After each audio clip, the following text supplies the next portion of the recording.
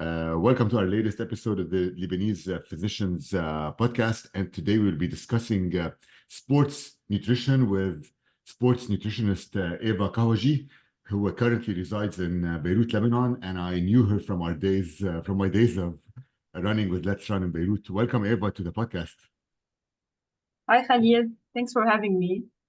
It's a Uh, pleasure discussing sports nutrition. Thanks. Eva, I know like some of the guys I run with in Lebanon, they take your advice and they use some of the nutritional advice that you give them when we're doing our training runs. So can you tell me first a bit about what you do right now in sports nutrition? Yes, so I'm a dietitian. I specialize in sports. I have experience in clinical nutrition, but also in sports nutrition. I work with athletes from recreational level or hobbies to professional level. I'm also an endurance athlete myself. I like to run, I cycle, I ski, and I go to the gym regularly. Um, yeah, so this is how we met on the field. Exactly. So yeah, so basically I mean there's a lot of talk. I think we're going to focus more on like running and half marathons and marathons, but we can also potentially try to delve into other sports too. But I mean there's a lot of discussion with running. I mean a lot more people these days are running like half marathons and marathons much more than the past. I mean, you want to like join a major marathon now, there's no way you can get in unless like you pay a lot of money to get into that marathon. Exactly. But with that is coming like people who are not prepared or who train very well and then they get stuck in the middle of the marathon and like hit quote unquote hit the wall. So what's Exactly. your so what's your advice in terms of one for training? What's your advice for nutrition? And then we'll talk later on about once you're running the race. Of course, it's not a short race. It's a long one. It requires dedication and weeks and months of training. Uh, and nutrition is important not only during the race, but also for all the workouts and all the training leading up to the race. It's very important to know what your body needs in terms of glycogen or carbs, proteins, fats, how much water, electrolytes I need, how much sleep, and the other factors. But really, nutrition is important, not to injure yourself or to make this journey pleasant and healthy, and to finish very strong and keep it enjoyable. So let's say somebody is starting training for a marathon now, and probably it's a 16-week training period. So what's the recommendation starting, I guess, at the beginning and then like as you progress towards your goal to run the marathon?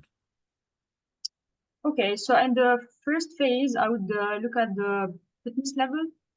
Maybe this person is an amateur, doesn't know much about nutrition. So I would start with educating myself, or as a dietitian, I'll start educating them, telling them that it's going to be a long journey.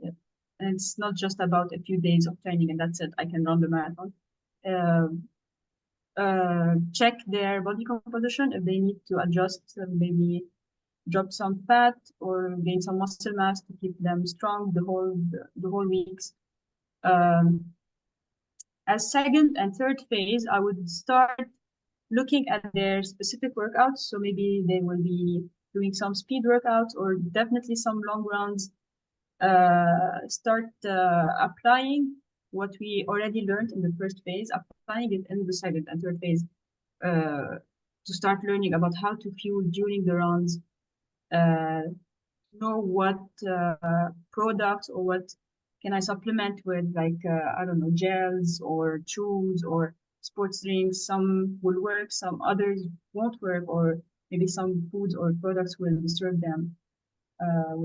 So yeah, really know what works, stick to this, and last or fourth phase, create another plan for the race that is very much similar to the training nutrition.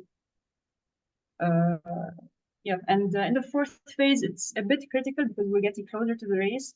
So it's important to talk about carb loading, what to eat during tapering, the days leading to the race, and know what to eat the morning of the race, during the race, after the race, and how to recover.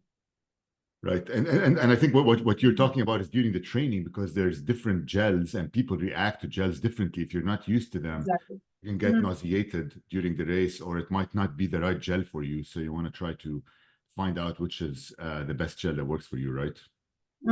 Yes, there are a lot of complications that can happen.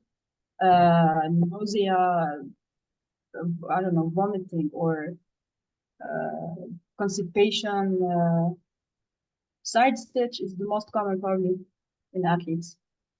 So yeah, proper nutrition and hydration is critical. Yeah. So I'm going to ask you a question as we go through the training first, because when I run with the guys in Lebanon, who one of them started beating me. I used to beat him, and now because of you, One of they them. started beating me. so, Okay. so we do the training run, and then they get this powder that you give them, and The they magical one. yeah. So what is this powder, and how does it work? I mean, how does it help with the training? So are you talking about maybe protein, carbs, and Yeah, fat? yeah. I think protein, carbs, and fat, and then you put them, you mix them with the water, and then it's like you drink it Okay, after. It's a lot of calories, like after. exactly. So in the fitness world, this is called a mass gainer. In endurance world, can be used like a supplement.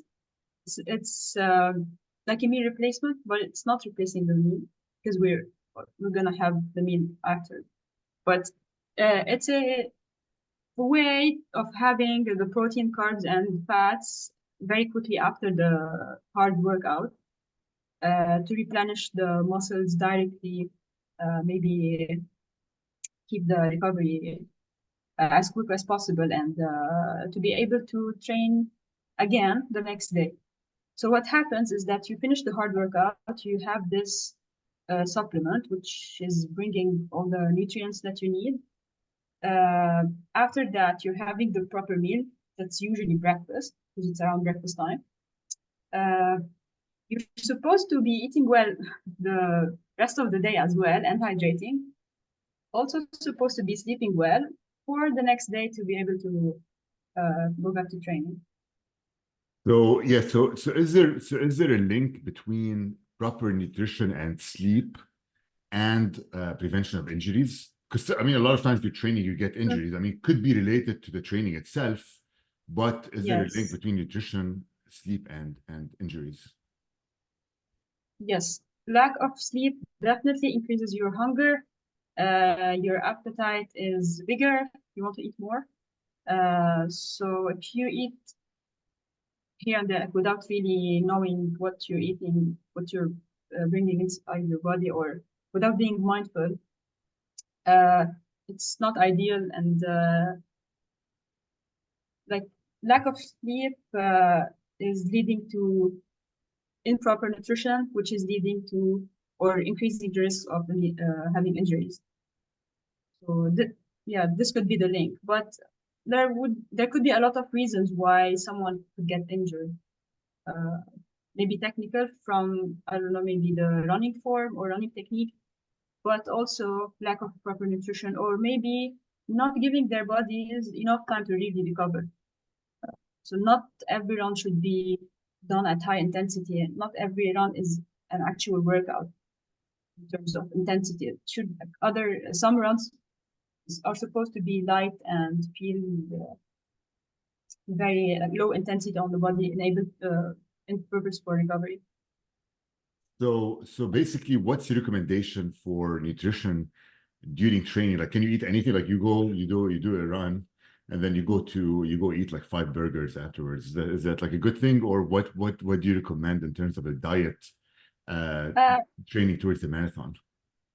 yeah, definitely not a great thing to do, especially if you're looking long term. You're gonna be fit for long, not just for the marathon.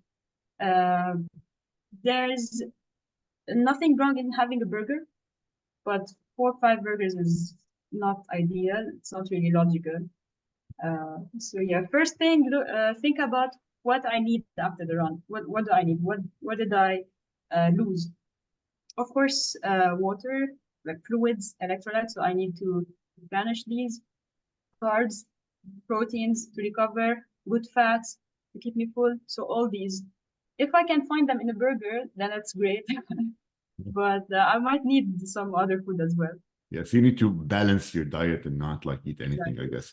So Yes. my next question for you is, now we're getting closer to the race. You've tested your gels, you've been on a diet, you've been training, you're about, when would you say the carb loading part starts? Is it like 2 weeks, 3 weeks, 1 week before the race? When would you say that should start? Yeah. 1 week or more is very much old school. Now the new science says that a day or even a day and a half is Okay. more than enough, because there's a limit to how much you can maximize your glycogen stores. Glycogen is how much is the storage form of carbs, so that's stored in the muscles or in the liver, and these are limited, have a limited size. It's not like we have unlimited amounts of glycogen that we can store. So it makes sense that you can maximize these stores in a day or two. So before Yeah. a day or two, start carb loading. So is there science, like, is there a science behind carb loading? Like, do we have data that it works? Yes, we have evidence that it increases performance uh, up to 5%. So let's say we have two groups, people who carb loaded before 2 days before the race and people who did not. People who already have their storage of glycogen that are maximized will use them during the race. So they will perform better. They will most probably run the race in a shorter time as compared to the other groups, to the other group who didn't carb load. Yeah. And so what when you say, when we say carb loading, like what do we carb load with? Okay, so it doesn't necessarily mean that we're overeating, by the way. Yeah. So it means that if we have our food intake is 100%, 70% of this should come from carbs when we're carb loading, around 70%. So we're sacrificing some proteins and fat, increasing the carbs. So yes, good sources can be pasta, rice, potatoes, white grains like white pasta, white rice. Uh, Other than that, vegetables, they do count. Starches, they count more. Uh, but yeah. But do you, like, the other thing is it like, I mean, you have these protein bars with sugar, or what if somebody says, I'm going to carb load with like a bunch of chocolate, let's say, Yes, or ice cream. dairy milk or ice cream? Does that count too? I shouldn't be saying that, but yes. This counts as well, but as I said earlier, priority should be for more nutritious food, for food that's actually bringing me nutrients, uh, Right. like vitamins, minerals, proteins, also carbs, but not yet. For example, chocolate or I don't know, ice cream. They don't bring me nutrients like other stuff, potatoes, rice, pasta, uh, complete whole foods.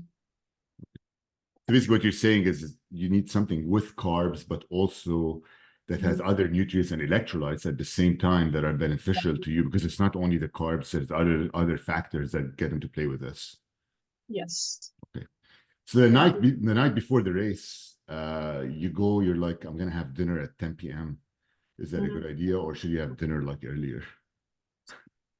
It depends what time the race will be next day.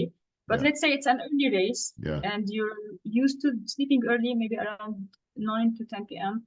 Having dinner around 7 is ideal. Could be before, could be earlier than that.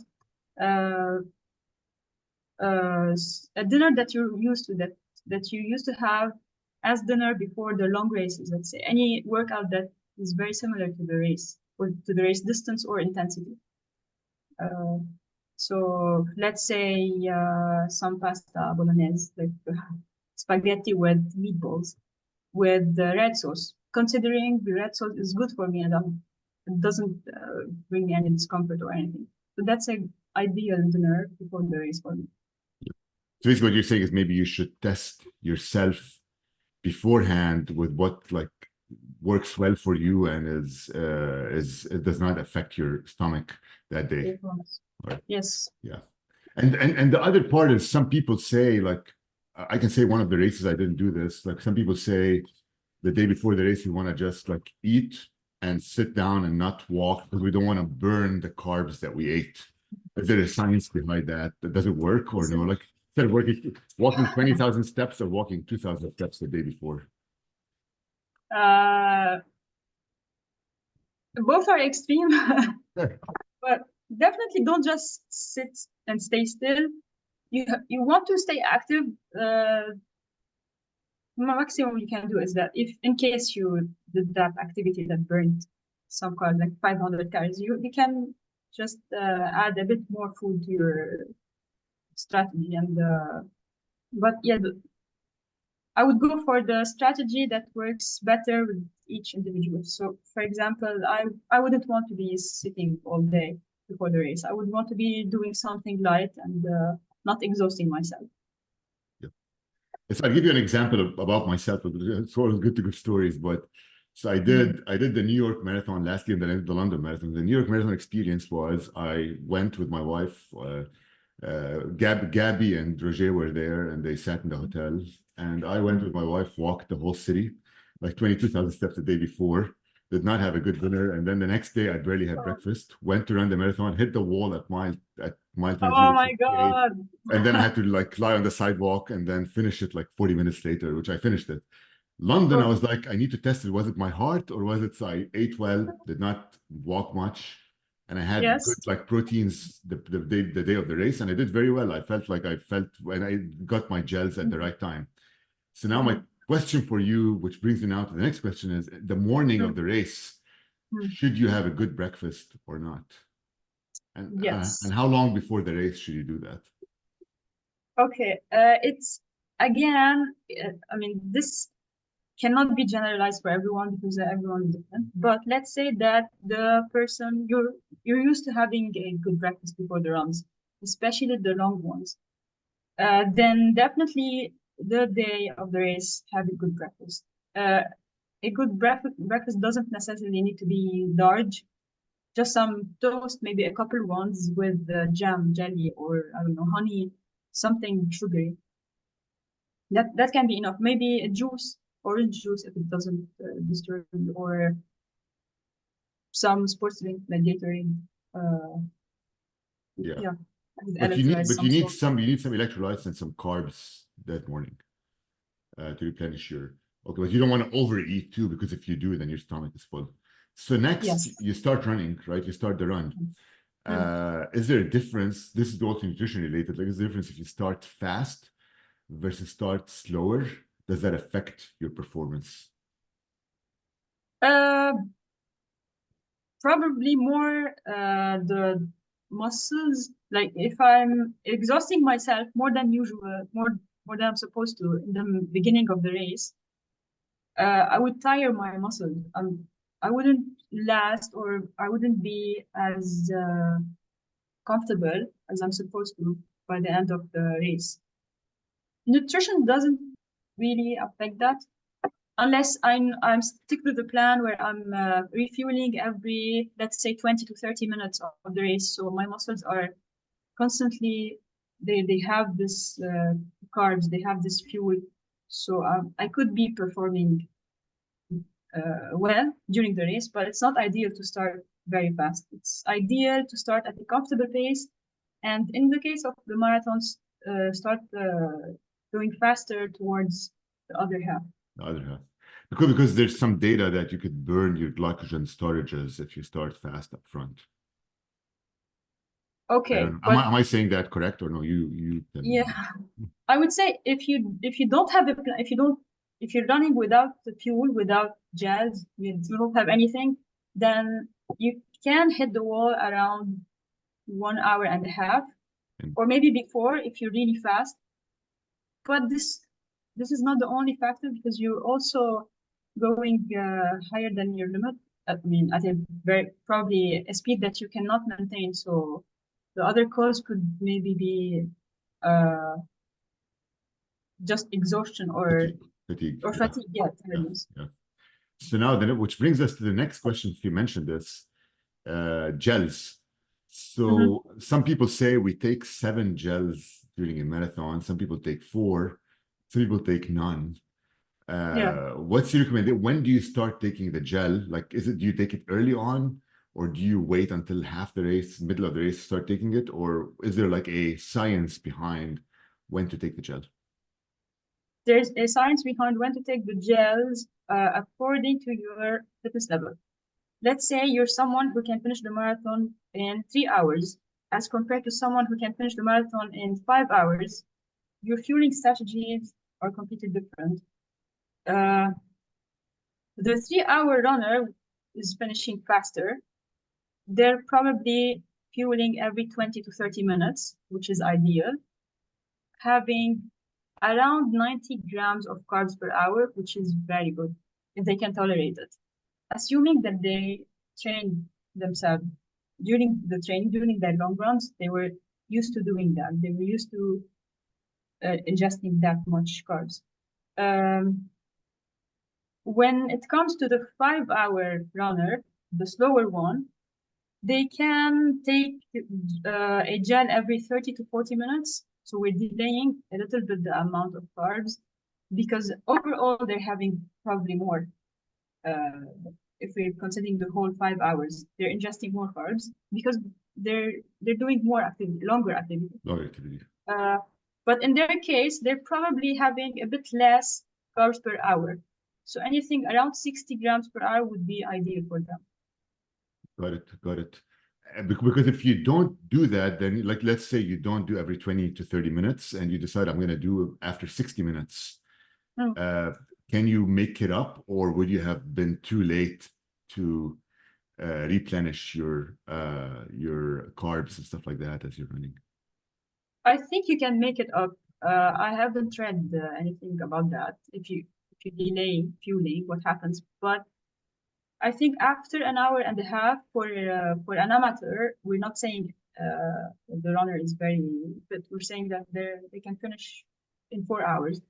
Very like average runner. So if they delay fueling up to 1 hour and a half or after that, then it might become too late for them. But it doesn't necessarily mean that they will hit the wall then if they don't fuel. Some people are okay with a gel or two the whole race, but it doesn't mean that what they're doing is right. Yeah, got it. And then what about the salt tablets? Like some people take salt tablets. Are they important or not?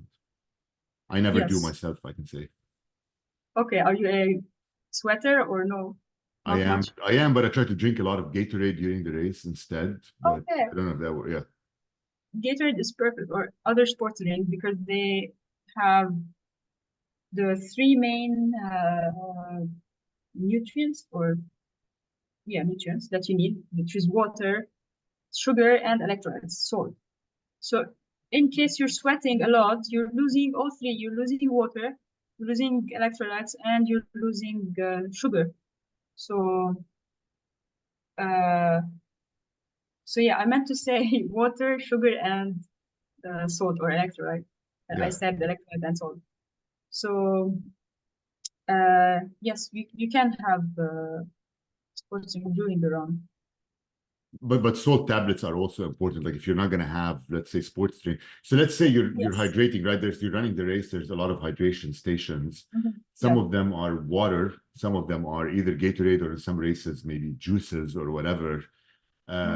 What's your recommendation? Should you drink water at every station, or should you alternate between water and something equivalent to Gatorade, or what should you do?